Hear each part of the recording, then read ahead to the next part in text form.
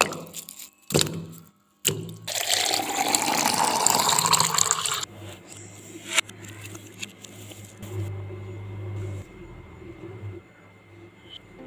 To my channel.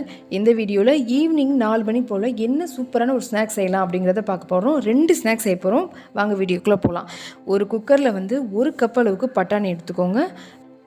2 உருளைக்கிழங்கு தோல் சீவி எடுத்துக்கோங்க. பச்சை மிளகா 1 சேர்த்துக்கோங்க. ஒரு வெங்காயத்தை நல்லா பொடியாக அரிஞ்சு அதையும் குக்கரில் சேர்த்துக்கோங்க. சேர்த்துட்டு 1 டம்ளர் அளவுக்கு தண்ணி ஊற்றி குக்கரில் போட்டு ஒரு 5 விசில் வரைக்கும் எடுத்து வச்சுக்கோங்க. நல்லா மசிஞ்சு வேகணும். நல்லா மசிஞ்சு வேகிறது ரொம்ப முக்கியம். உருளைக்கிழங்கு நல்லா வெந்திருக்கணும். ஒரு 5 விசில் கரெக்டாக இருக்கும். இப்போ நல்லா வெந்துருச்சு. இப்போ உருளைக்கிழங்கு நல்லா மசிச்சு விடுங்க.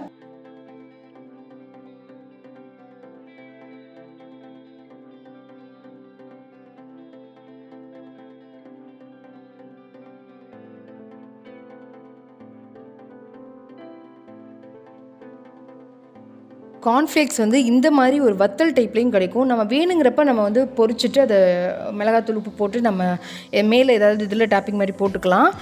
இந்த மாதிரி தான் நான் வாங்கி வச்சுப்பேன் எப்போயுமே. ஏதாவது ஸ்நாக்ஸ் ஐட்டம் செய்யும்போது அது மேலாப்பில் தூவி விட்டுக்கலாம்ல. இதையும் நம்ம பொரிச்சு எடுத்து வச்சுக்க போகிறோம். இது ஜஸ்ட் இதுக்கு மேலே தூவுறதுக்கு மட்டும் கிடையாது. இது மெயின் இதே வந்து இதுதான். அந்த டிஷ்ஷில் வந்து மெயின் இதே இதுதான் இருக்க போகுது.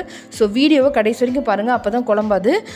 இப்போ இதையும் நல்லா பொரிச்சு எடுத்து வச்சுக்கலாம். மண்சட்டியில் கொஞ்சமாக எண்ணெய் ஊற்றிக்கோங்க. ரொம்ப அதிகமாக தயவுசெய்து எண்ணெய் 2 ஸ்பூன் அளவுக்கு எண்ணெய் சேர்த்துட்டு ஒரு 1/4 ஸ்பூன் அளவுக்கு சோம்பு சேர்த்துக்கோங்க. சேர்த்து நல்லா பொரிஞ்சதுக்கப்புறம் நம்ம வேக வச்சுருக்க அந்த பட்டாணி உருளைக்கிழங்கு சேர்த்து நல்லா மிக்ஸ் பண்ணி விடுங்க.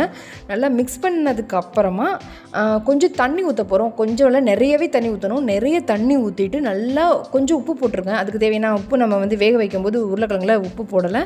ஸோ அதையும் போட்டுட்டு நல்லா கொதிச்சதுக்கப்புறம் 1 ஸ்பூன் அளவுக்கு காஞ்ச மிளகாத்தூள் சேர்க்க போகிறோம். இதில் காரம் வந்து இந்த 1 ஸ்பூன் மிளகாத்தூளும் அந்த ஒரு பச்சை மிளகா போட்டோம்ல அதுதான். அதனால் 1 ஸ்பூன் கரெக்டாக இருக்கும். இது நல்லா கொதிக்கட்டும். அந்த கொதிச்சு இந்த மிளகாத்தூளோட வாசனை போனதுக்கப்புறமா நம்ம ஆல்ரெடி வந்து நம்ம வந்து பொரிச்சு வச்சுருந்தோம்ல அந்த கார்ன்ஃப்ளேக்ஸை இந்த நேரத்தில் இதில் இந்த ஒரு டிஃபன் பாக்ஸ் அளவுக்கு நான் பொரிச்சு வச்சுருக்கேன். இதில் 3/4 அளவுக்கு இதில் போட்டுருங்க.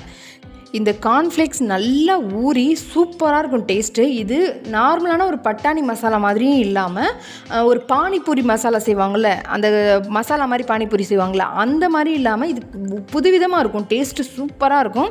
கண்டிப்பாக நிறைய செய்யுங்க. நிறைய செய்து ரொம்ப நேரம் கொதிக்கலாம் வைக்க வேணாம். கொஞ்சம் நேரத்துலேயே நம்ம ஆஃப் பண்ணிட்டா கூட கொஞ்சம் நேரத்தில் அது நல்லா அதில் இருக்க தண்ணி எல்லாம் அதில் அப்சர்வ் ஆகி சூப்பராக நல்லா 1-2 வந்துடும். நம்ம ஓரளவுக்கு நல்லா கெட்டியாகவே ஆயிரும். ஸோ நீங்கள் வந்து இதுக்கு மேலே கொதிக்க வைக்க வேணாம். ஒரு கொதி வந்தோன்னா ஆஃப் பண்ணிவிடுங்க.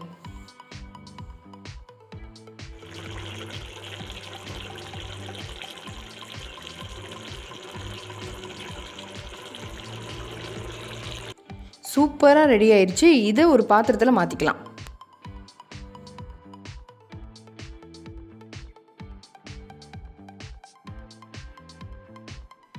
மேலே போடுறதுக்கு கார்ன்ஃப்ளேக்ஸ் கொஞ்சம் எடுத்து வச்சுருக்கேன். வெங்காயம் நல்லா பொடிப்பொடியாக நறுக்கி வச்சுருக்கேன். கொத்தமல்லி நல்லா பொடிப்பொடியாக நறுக்கி வச்சுருக்கேன். இது ஒன்றுக்கு மேலே ஒன்று அப்படியே போட்டுடலாம். இந்த கார்ன்ஃப்ளேக்ஸையும் இந்த வெங்காயத்தோடு சேர்த்து இதை சாப்பிடும்போது நல்லா க்ரன்ச்சியாக இருக்கும்.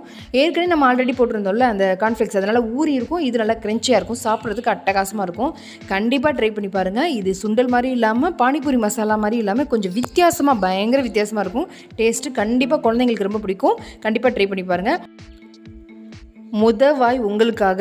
ஏன்னா இந்த வீடியோவை கடைசி வரைக்கும் பார்த்தீங்களா, அதுக்காக இவ்வளோ பொறுமையாக பார்த்ததுக்கு நீங்கள் இதை எடுத்துக்கோங்க. அடுத்தது என் பொண்ணு என் ஹஸ்பண்டும் சாப்பிடுவாங்க. ஸோ இன்னொரு விஷயம் மறந்தே போயிட்டேன். இதில் வந்து கண்டிப்பாக ஒரே ஒரு ட்ராப் அளவுக்கு எலுமிச்சம்பழத்தை லைட்டாக புழிஞ்சு விட்டுக்கோங்க. சரி, நான் இதை மேலே அப்படியே கொஞ்சம் டெக்கரேஷனுக்காக வைக்கலான்னு ட்ரை பண்ணேன். ஆனால் ஒன்றுமே முடியல. இங்கே பாருங்கள், வச்சா அப்படியே வலிக்கு விழுகுது. இல்லைன்னா சரி நடுவுலையாவது எடுத்து வச்சிடலான்னு பார்த்து நடுவுலையாவது தூக்கி அப்படியே கீழே விழுந்துச்சு. அப்படியே வச்சுட்டேன். சரி கொஞ்சம் இருங்க, நான் ஒழுங்காக செட் பண்ணிவிட்டு வரேன். ஸோ இந்த ஓரத்தில் இந்த வச்சுட்டே பாருங்கள், சூப்பராக ரெடி ஆகிடுச்சு. கரெக்டாக அந்த ஓரத்தில் அப்படி நின்றுக்குச்சு. சரி, கண்டிப்பாக ட்ரை பண்ணி பாருங்கள். இந்த வீடியோவை கடைசி வரைக்கும் பாருங்கள். இன்னொரு சூப்பரான ஒரு ஜூஸ் இருக்குது. கடைசி வரைக்கும் அந்த ஜூஸையும் பாருங்கள். நல்லா டேஸ்ட்டாக இருந்துச்சு. அந்த ஒரு பெரிய டம்ளர் அளவுக்கு அந்த ஜூஸை நான் போட்டு கொடுத்தேன். இந்த டம்ளர் வந்து யாரெல்லாம் வந்து இந்த மாதிரி பெரிய அளவுக்கு டம்ளர் பார்த்துருக்கீங்க? நார்த் இந்தியாவிலலாம் வந்து அந்த லெஸ்ஸி கொடுப்பாங்கள்ல, லெஸ்ஸி இவ்வளோ பெரிய டம்ளரில் தான் லெஸ்ஸிலாம் சாப்பிடுவாங்க. இதை பார்த்தோன்னே ஆசை வந்துருச்சு. இதோட ரேட் வந்து வெறும் 40 ரூபா தான். உங்களுக்கு கிடைச்சதுன்னா வாங்கிக்கோங்க. இந்த ஒரு டம்ளர் அளவுக்கு நம்ம ஜூஸோ இல்லை தண்ணியோ குடித்தா வயிறு ரெம்புன மாதிரி இருக்கும். இன்றைக்கி மாதுளம்பழம் ஜூஸ் தான் நான் போட போகிறேன். நார்மலாக நீங்கள் வந்து பால் ஊற்றி சீனி போட்டு அரைச்சாலும் பரவாயில்ல. இன்றைக்கி வந்து நான் பால்லாம் ஊற்ற போகிறதில்ல. சும்மா சீனி போட்டு நல்லா நைஸாக அரைச்சி எடுத்துக்க போகிறேன். எடுத்துகிட்டு நல்லா வடிகட்டிட்டு நான் ஜூஸை ஊற்றிக்க போகிறேன். இந்த ஜூஸில் எந்த ஸ்பெஷலும் இல்லை, ஆனால் இதில் சேர்க்குற அந்த ஐஸ் க்யூப்ஸில் தான் ஸ்பெஷல் இருக்குது. என்னென்னா இந்த ஐஸ் க்யூப்ஸ் எப்படி செஞ்சேன்னா, ஏற்கனவே நான் வந்து ஜூஸ் வந்து போட்டுட்டு அதை ஐஸ் ட்ரேயில் போட்டு நான் ப்ரீஸ் பண்ணி வச்சுட்டேன். இந்த ஐஸ் க்யூப்ஸில் என்ன ஸ்பெஷல் அப்படின்னா, நார்மலான ஐஸ் க்யூப்ஸ் நம்ம சேர்க்குறோம் அப்படின்னா கொஞ்ச நேரத்தில் அந்த ஜூஸுடைய டேஸ்ட் வந்து மாறிடும், தண்ணி விட்ட மாதிரி ஆகும், பார்த்துருக்கீங்களா? ஆனால் இந்த ஜூஸையே நம்ம ஐஸ் கட்டியாக நம்ம செஞ்சு அதில் போட்டுட்டோம் அப்படின்னா டேஸ்ட்டு கொஞ்சம் கூட மாறாது. அந்த ஜூஸோடைய டேஸ்ட்டு கொஞ்சம் கூட இந்த இனிப்பு தன்மையும் இதெல்லாம் மாறவே மாறாது.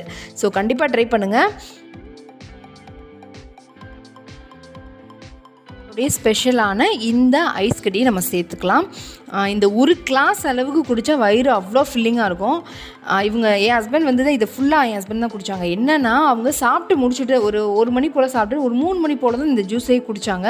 ஏன்னா இந்த டம்ளர் வந்து அவ்வளோ பெருசு, அவ்வளோ ஒரு செம்பு, பெரிய செம்பு அளவுக்கு தண்ணி ஊற்றினா இதில் கரெக்டாக இருக்கும். அந்த அளவுக்கு இந்த டம்ளர் வந்து பெருசு. இது கண்டிப்பாக ஜூஸ் இந்த மாதிரி ஐட்டங்களுக்குலாம் சூப்பராக இருக்கும்.